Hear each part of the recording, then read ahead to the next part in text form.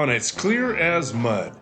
We're going to be looking at making some real simple basic tools using inexpensive items that you have lying around or you can easily acquire. If you're like me, you've been working out in the boonies. I've been working on islands making pottery for years, sometimes with a special design project, or just sometimes I just need a tool that has broken or I need to replace it and I don't have time to boogie on down to the pottery supply store. So let's look at making some high-end, quality, inexpensive tools anytime you need them. But these are a few of my favorite tools. These are the things that I really, really like. And they're not much. They're not much to look at. But what I like about them is the fact that I made them, and I made them for specific jobs. I used to live in a little town called Vernonia, Oregon, which is about 36 miles from anywhere. And I would go to Georgie's in Portland, Oregon to get my stuff, and that was 100 miles. And so going down to town was relatively rare, and if I needed tools, I made them. And I also made tools for specific things. So let's start with where I started.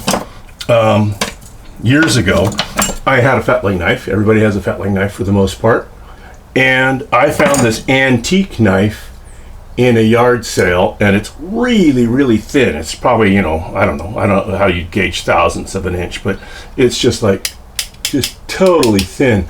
And for being able to cut through handles or cut in designs, this thing has been invaluable. I mean, I would cry if I lost this knife.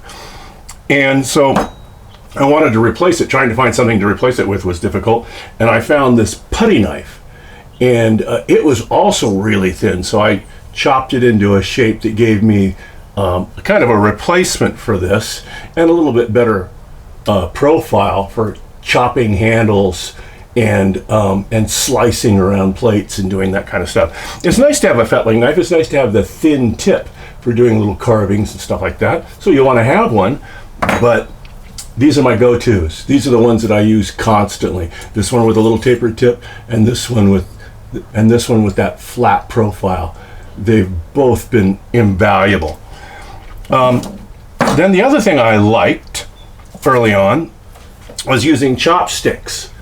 And chopsticks allowed me to bend the tip to make whatever kind of shape I wanted to. And because you're buying ones like this one here that kind of do the same thing, and you're paying $6-7 for that, and that's great. They're not terribly expensive. They add up if you buy a lot of them. But if you don't have access to them and you need trim tools, especially if you need something that's specific. So the nice thing about the chopstick ones is, one, I bought a bundle of chopsticks at the White Elephant for 50 cents, and I actually got two of these jumbo Sea Palace Aberdeen chopsticks, 2 sets of those, and they're worth $30 a set. So that's a restaurant in Hong Kong that has closed down. Really cool. But these are nice quality. Some of them have a varnish surface on them, and cheap, 50 cents for all those handles. And so what you can do with those is I take a 22 shell, and these are longs. Long rifles are the best. And I take my 22 shell and I stick it on a stick, and I can grind the tip of the 22 shell off, and that gives me a ferrule to stick onto the chopstick to put the cutting part on, the cutting wire. Where I started with these, and a good place to start if you see them, are these bristles. This bristle came from off the street sweeper, and you see them all the time. You're walking through parking lots or down the curb, and you see these bristles. Start picking them up because they're a nice width, and they are spring steel. They don't rust too much. They rust a little bit, but they don't rust too much. And they hold an edge really well. You can sharpen them and they'll hold an edge, and they last a long, long time. So what you do is you shape your cutting wire like so, and you slide your ferrule onto your chopstick. Slide your ferrule onto your chopstick, and then you can insert this cutting wire into the ferrule like so, and you have a really nice trim tool. And the nice thing about that is that you can take that trim tool and you can put a new wire on it anytime you want to, reusing the handle. And if you need something that's super sharp, and you've just sharpened the willies out of this and it's no longer working for you. So that's where I went with those. And this wire was great until I discovered windshield wiper blades. And if you're at a windshield wiper blade, they've got this thin strip of stainless steel that runs through the windshield wiper blade. And I went to AutoZone yesterday, and this is 3 of the 6 that I picked out of the garbage can. So I've got enough material that comes off of those wiper blades to last me a long time, to make just a jillion tools out of. So I also went to the shooting range and picked up some 22 shells, shot 22 shells. And so we'll go through that. I also picked up some 9mm shells because the other wiper blades come with this wider spring steel. Now this stuff is painted and it's gonna rust because you can test to see that it's stainless or not by the fact that it sticks to a magnet. So this stuff is just regular spring steel, but it holds a nice tempered edge really well. It gives you an opportunity to make some bigger and flatter cutting tools that will last longer because you have more to sharpen, and it's free, absolutely free. So we're going to set those aside, and we're going to look at the ones that I also like that are made out of a knife. Now I prefer these little plastic knife jobs if you can find them. I mean, they're cheap enough at Walmart and stuff that you can just go ahead and buy them with a little stainless steel tip. But that's what I make my bent metal, I don't know what the official name of these is, but my bent metal carving tools out of. So I went to the White Elephant when I picked up my chopsticks. I also picked up some 10-cent stainless steel knives. Now I bought this one because it's just so thick. It's, you maybe can't see that on the camera, but it's really a thick, beefy piece of tableware. I don't like that one as well as I like the thin ones, the cheaper knives. But it gives you a proper handle, and it gives you a nice piece of stainless steel. It isn't going to slake off rust, especially if you're working on porcelain and those kind of things. You don't want rust in your tool bin. And 10 cents for a really nice knife platform. So let's start making one of these. Let's look at shaping shaping the handle first. When I make these, I don't use the 22 ferrule. What I do is I take a block of wood and I shape a block of wood into my handle, and then I drill a hole in the end of it to accept the loops or whatever loops I want. I really like this tool. I like this tool with the big loop more than I like the pear corer, because you can run this sucker down the side of a round pot like so and trim going down the side of the round pot, and it really picks up some surface and really does a nice job trimming. This one has a bent, traditional little bent cutting metal on it. But the thing I love about this one is that it matches with the end, which has kind of this little, square shovel on it.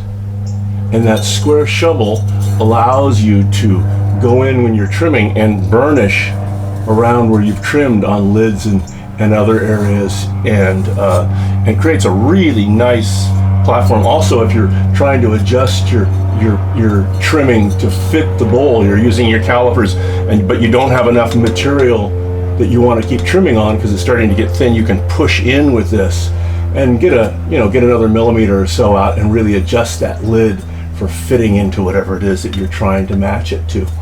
So we'll start with these before I lose you to another video, because I think these are probably going to be the easiest ones for you to make. So what you're going to need is a drill, and that drill needs to be what did I mark that off? That's about 11/64 or thereabouts. And what you're going to do is you're going to pick an area in the end of your stick, and you're going to drill a hole in there.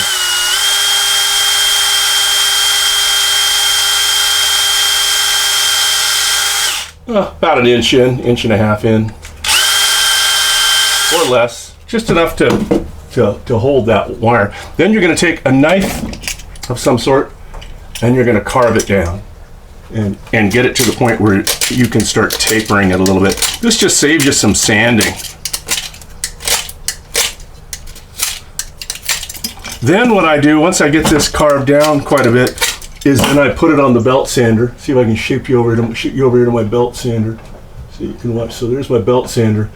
And then I'm going to finish this off. You're probably not going to hear too much noise, but I'm going to take this and I'm going to trim it down on my belt sander. We'll go from there.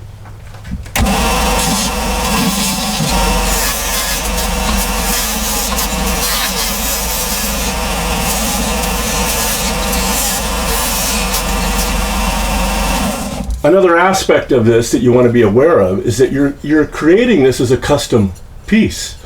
So you can stop regularly and see how it feels in your hand, and you know, if you got big hands, you can make a big piece. If you have tiny hands, you can customize this so it fits you personally. I'm going to stop right there. Also, you should be wearing eye protection and probably some sort of a respirator while you're doing this. Use some common sense. I'm gonna have to stop and clean my glass.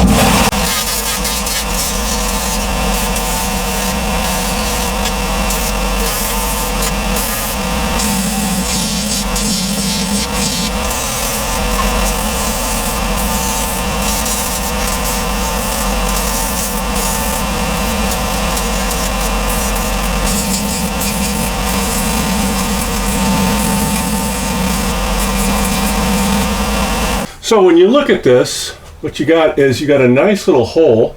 The wood tapers up to the hole, and so you're leaving the hole. You don't need to leave much up there. You're making it a nice kind of pencil adjustment on the end, so it feels kind of like a big pencil. And then a nice carved platform on the end. Now you could do two. You know, they do those with the production models. You can buy them, and they've got a cutting edge on each end, so you could do that if you want to. That's just a little bit more sanding, but this is one of my favorites, absolute favorite. So now we're going to bend the metal and cut it, and we'll insert it in the end. Okay, so I'm using a big lag bolt here as a ferrule or to form this thing. So I'm going to clamp this in my vise like so. And what this allows me to do is to take a pair of pliers and heat this metal up and bend it around that ferrule using that as a form. So we're going to start our little propane torch here and heat this wire up.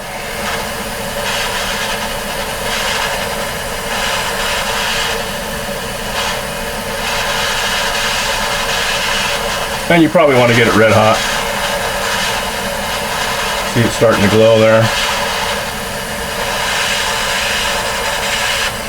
Take it, put it around the ferrule, and bend it. And then pinch it in the back. Get a nice metal. Okay, now I'm gonna pull it off. What I want is I want this to come down and meet right about there, and that where it's going to dive into the tool. So I'm going to heat that up just a little bit more. This wire is so small, you have to work relatively fast because it cools down. Yeah, I got both those bends. I'm going to put that back on there and pinch that together more. There we go. Now the other thing you want to do is you want to quench this while it's hot. Might even want to heat it up again. There's a thing called annealing, which is where you warm metal up and it makes it softer. You've taken some of the temper out of it. You want these hard, so get them so they're a dull red and then stick it in water. And one is it allows you to handle the metal faster, but also it makes that metal hard again, because this is spring steel, so you want it to have some snap to it. Then what we're going to do is we're going to cut that off. And you can see how hard this stuff is to cut. I mean, it is stout material. So now you take your end piece and you adjust that for your loop. Okay, so that's too long, and so I have to cut the loop down. It can be too short, but it can't be too long.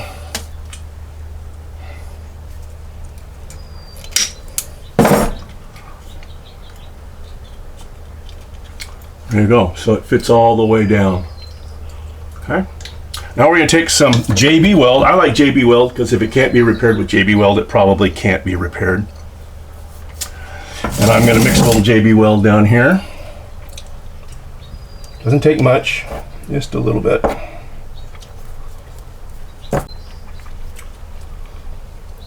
I'm going to use my metal since it's pretty good size for this, and mix up that JB Weld and stuff that glue down into that hole. You want to get it all the way down in there so there's plenty of it in there.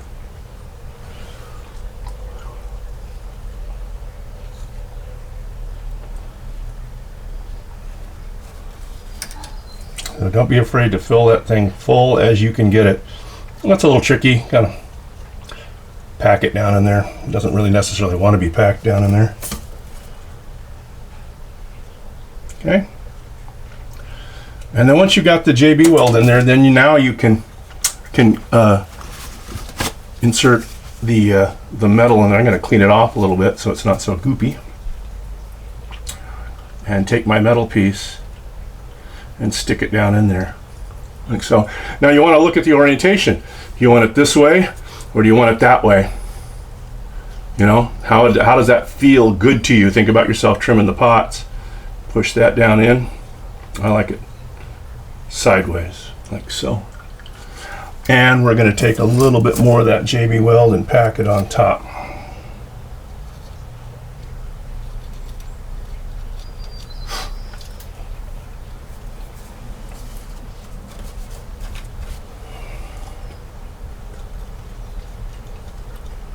And that's it.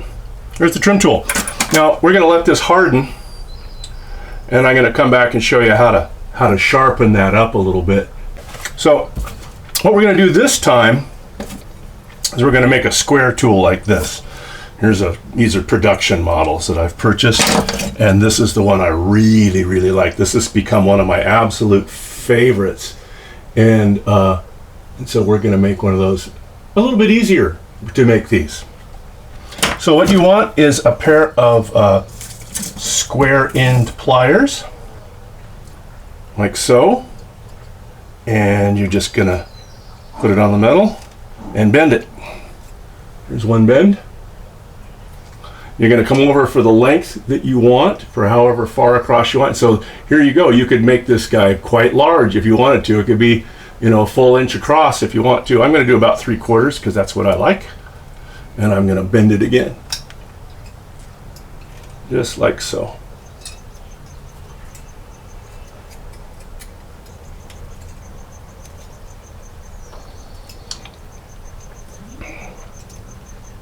Now I'm going to cut it off right where it's even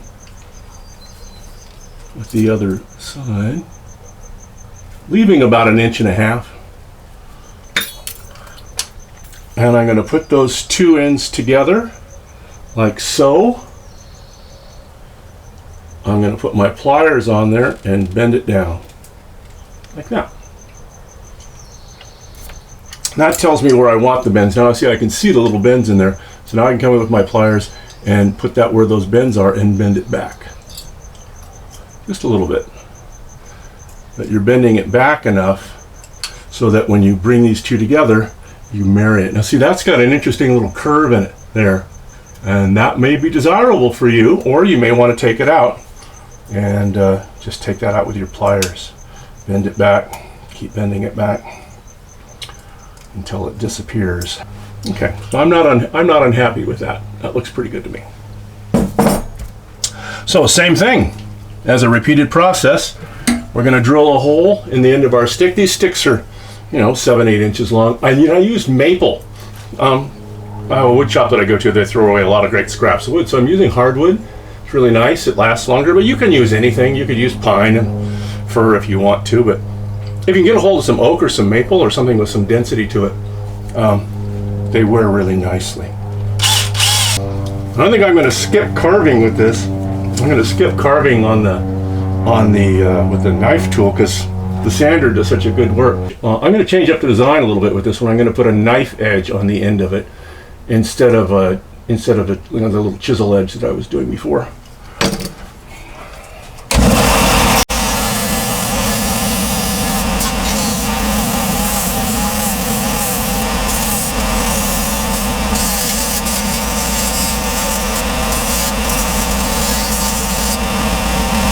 And there we go.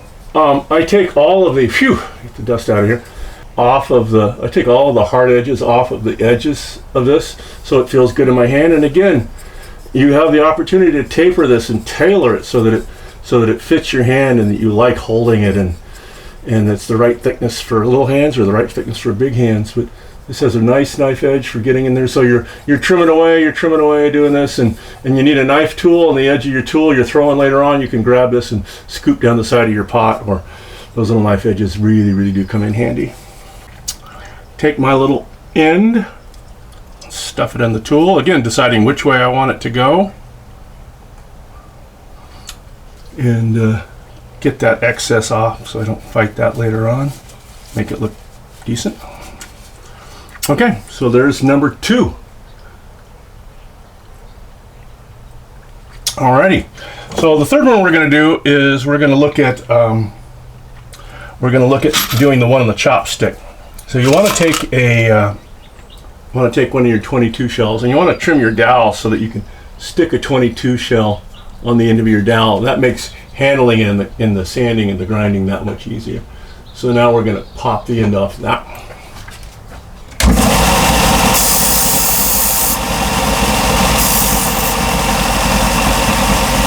And that makes a really nice little brass ferrule.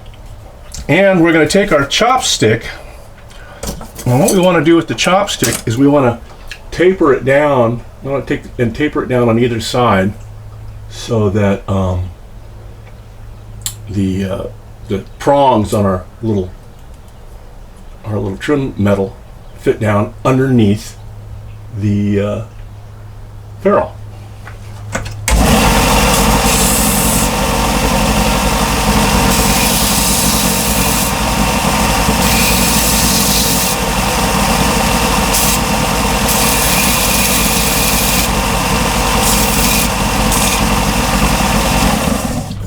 Now that's a fairly long taper, but you also have to make it so that it fits onto the brass ferrule, so you have to go around with it too.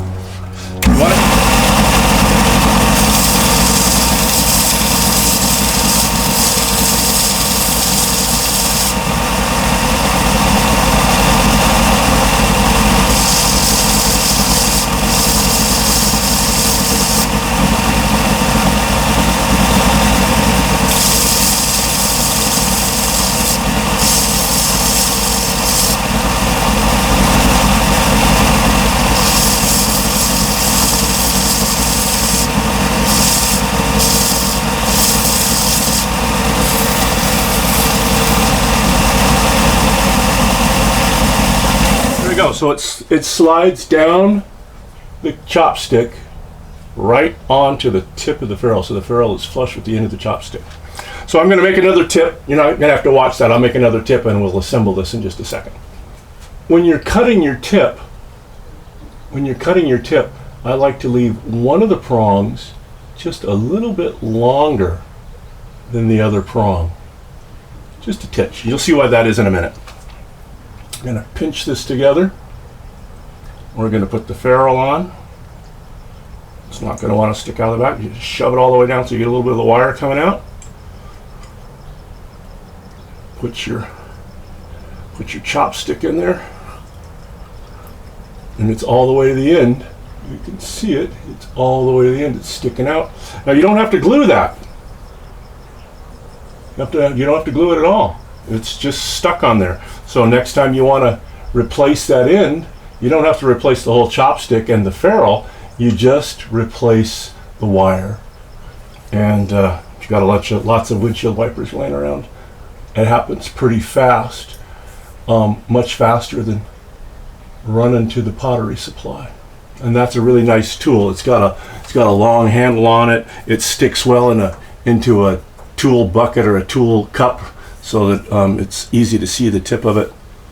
Really nice. So while we have the grinder out, let's look at sharpening these. They're pretty easy. You don't want to do too much. You could do it on your belt sander, and that's just probably where I would do it. But since I have the grinder out, I'm just going to do it on the side here. This far wheel is the finer wheel, so we'll go down here.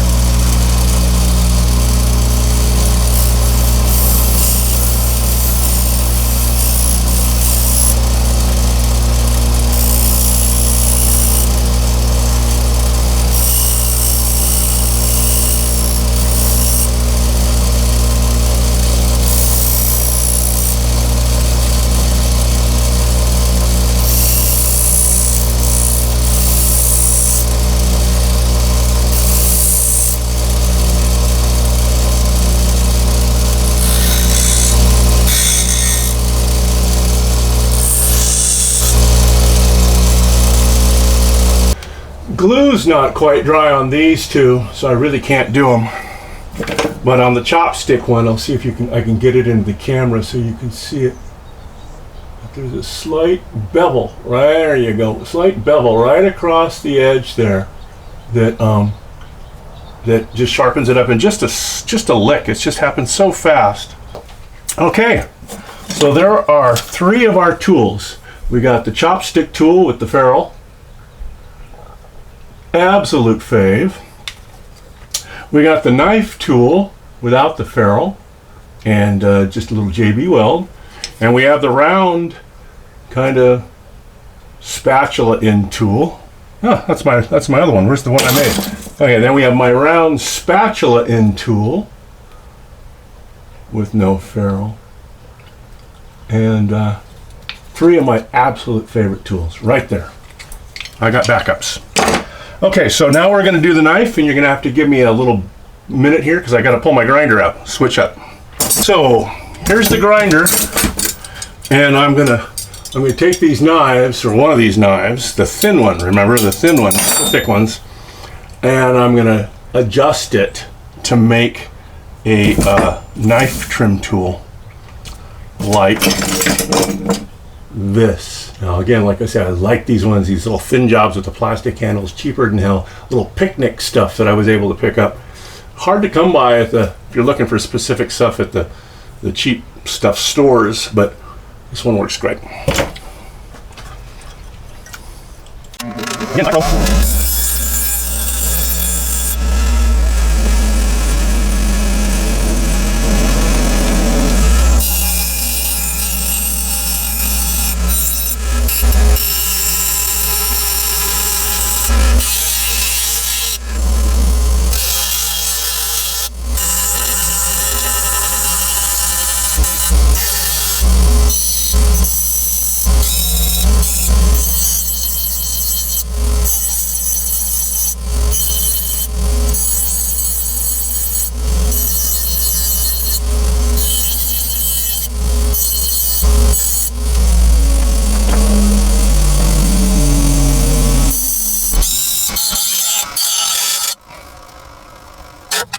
Okay, so where you get with that is you get a relatively parallel knife grind.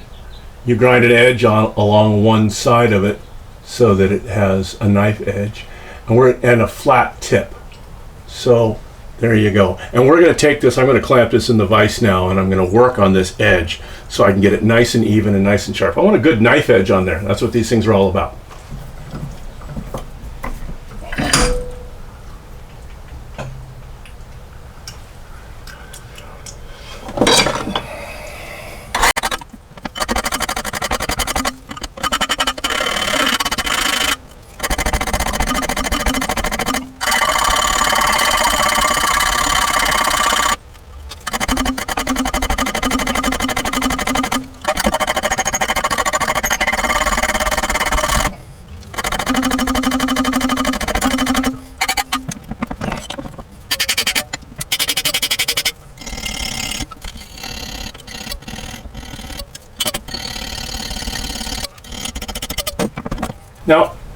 have a little diamond sharpening tool here, and you can use this. You can use a sharpening stone. You can use whatever you want to, but continue refining that edge, as it's easier to do now than it is to do later. Although you're going to be sharpening this thing up occasionally. Yeah, I don't sharpen them very often. But you know, things that go through clay, they do have a tendency to get dull. Okay, you can spend as much time as you want refining that edge, but that's plenty sharp for me. I'm happy with that. Now what we're going to do is we're going to bend it. Now you have to decide which way you want it bent for your hand. You know, do you want it bent to the left or do you want it bent to the right? If you bend it to the right, then you're trimming up and down, and you're also able to use that hook in there. Now, my guess is you're going to need one of each. Okay, we're back to the torch again. You're going to heat that metal up until it's red hot. That line's probably going to disappear. That's okay.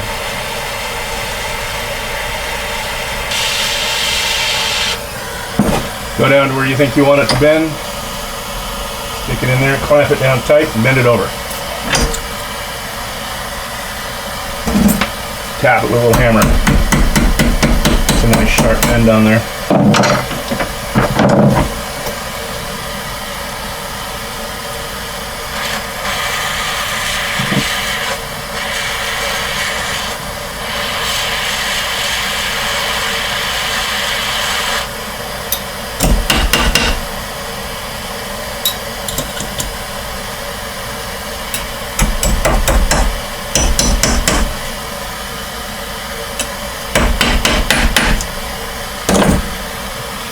And there you go.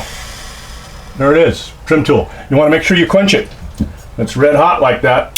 Stick it in some water because you don't want to anneal this. You want it nice and hard so it'll hold that edge. Now what you can do is you can go back in and you're all done, and even now and resharpen that edge a little bit.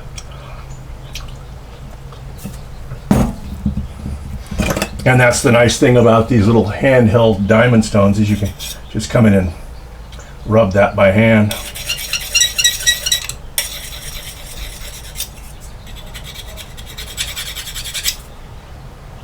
Pretty easy to strop.